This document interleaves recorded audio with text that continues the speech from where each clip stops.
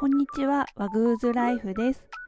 今回の動画は前回の続きでホテルの紹介です。私が一番楽しみにしていたホテル、レジーナリゾート山中湖さんに到着です。タイムスケジュールだとここです。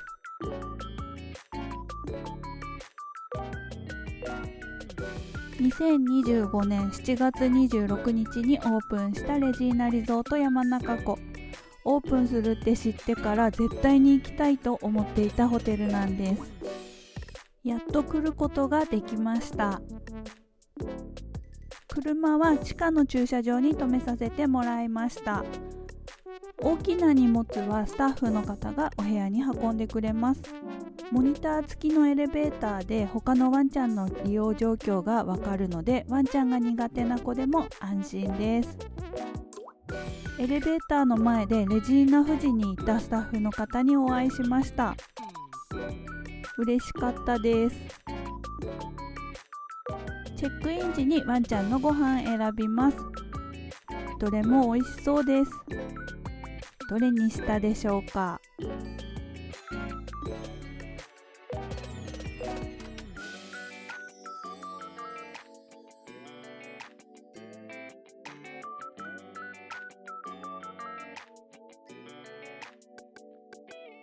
和栗とうずらに一つずつおやつもいただけました。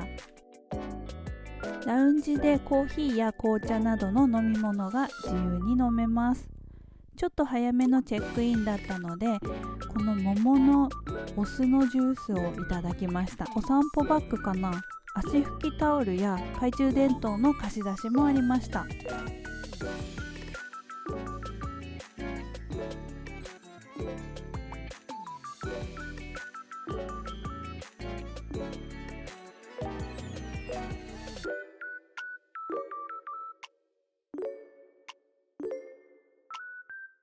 外にはワンちゃんの足洗い場やタオルが用意されています。こちらは売店。以前雲外荘で購入したピーカンナッツのお土産も売ってました。あれ美味しいんです。このラウンジならゆったりくつろげますね。お部屋の準備ができたようなので早速行ってみましょう。どんなお部屋かワクワクしますね。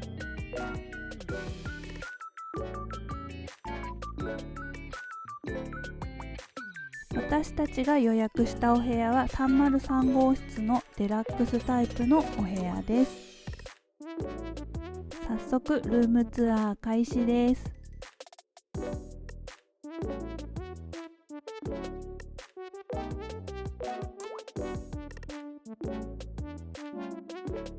入ってすぐの右側にクローゼット、その中には大浴場に行く時のバッグが入っています。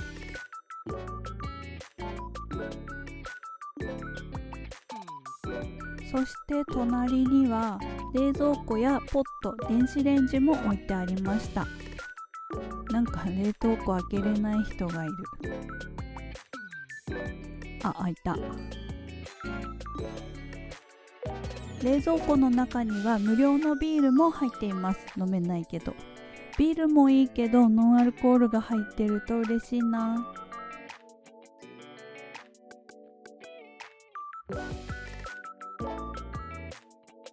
ワンちゃんの飛び出し防止の扉もあります。とてもありがたいです。こちらは洗面所とお風呂、奥がトイレです。ドライヤーはリファ。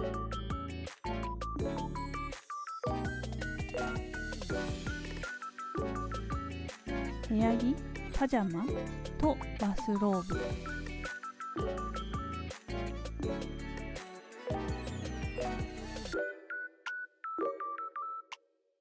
で、ここがトイレです。トイレの中にも鏡と洗面所があります。もちろんウォシュレット付きです。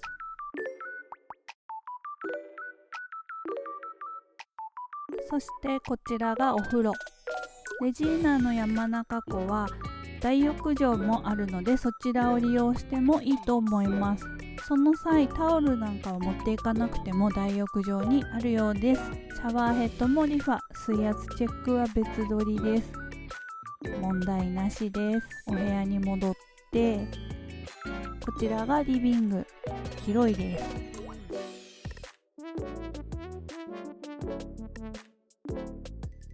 奥がベッドルーム。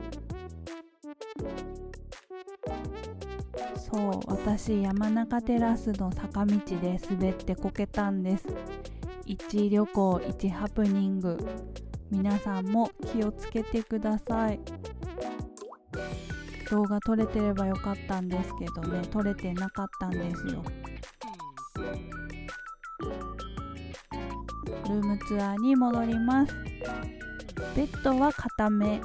一つのベッドに枕が4つもありました。どうやって使うんだ。ちょっとした物置があって、でこちらの奥にも入り口と同じクローゼットがあります。こちらは毛布が入っていました。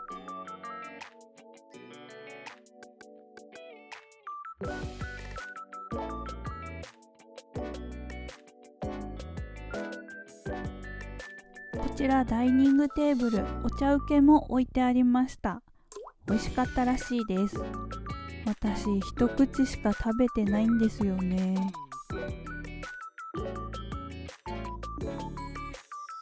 そして一番気になるお部屋からの景色は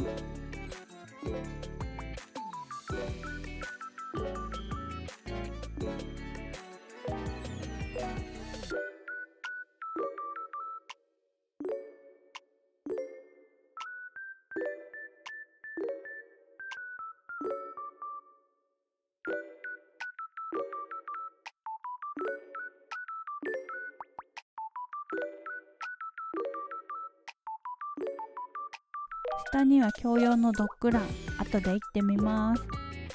お部屋にはクレートやトイレシート、食器すべて揃っています。館内のマップはこんな感じです。あと注意事項などです。デラックスルームはワンちゃんベッドの上は NG です。ソファーに乗せる際は用意されているワンちゃん用のタオルを敷いてください。スタンダードとモデレートタイプのお部屋はワンちゃんベッドの上 OK です。大浴場はこんな感じ。トリミングスペース、ドッグスパ、そこまで撮影できませんでした。すみません。我が家はいつも使っているブランケットも持参しています。ここを宿泊地とする、これをずっとやりたくて実は練習してました。ここ宿泊地とする。次はここをキャンプ地とするってやりたいんですよね。ランしないけど下のドッグランに行ってみましょう。豆つけた一緒に映ったらう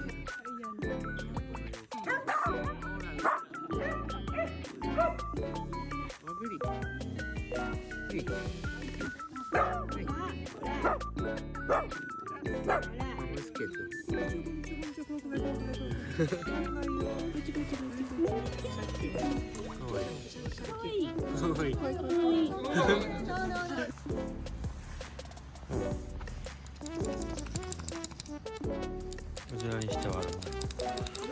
うずらにしては歩く。潜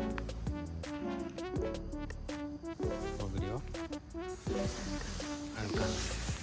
寄ってくる。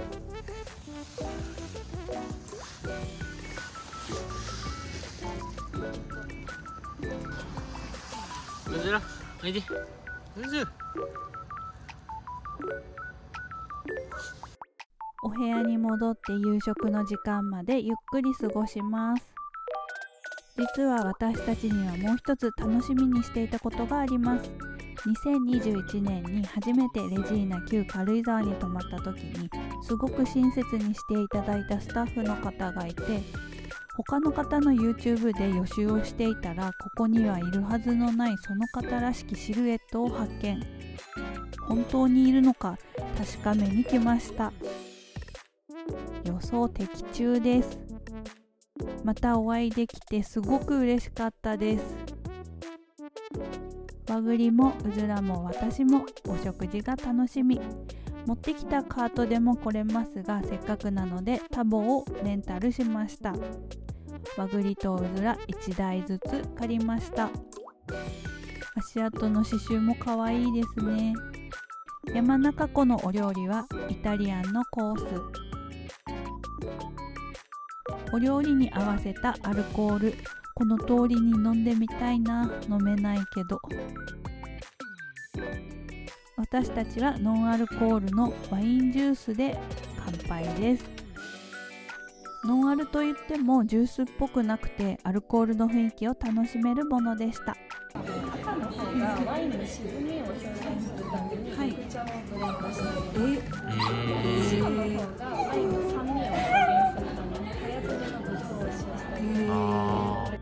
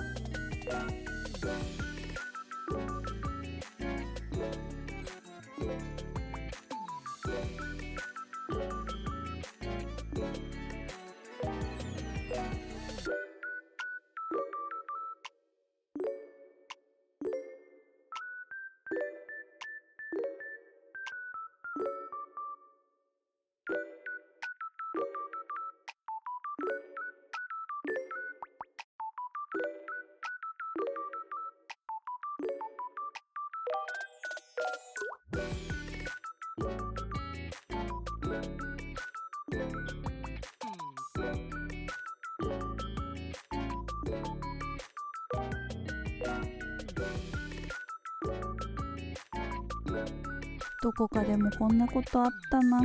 和栗はお隣さんのワンちゃんご飯を狙ってます。うずらも。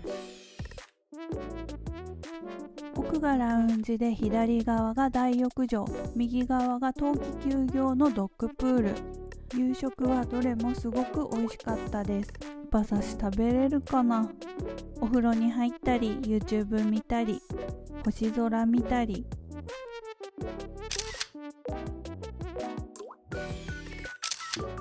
写真に流れ星が2つも写っていました。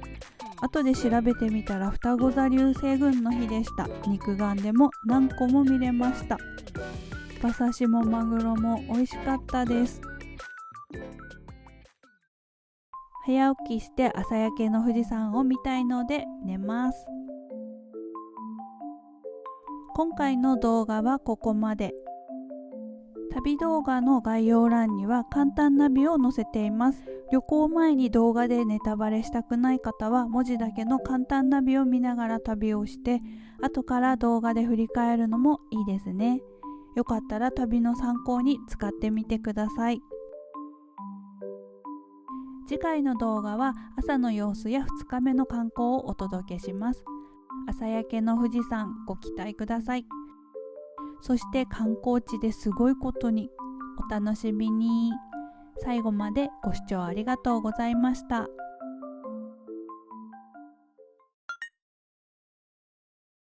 ここを宿泊地とする。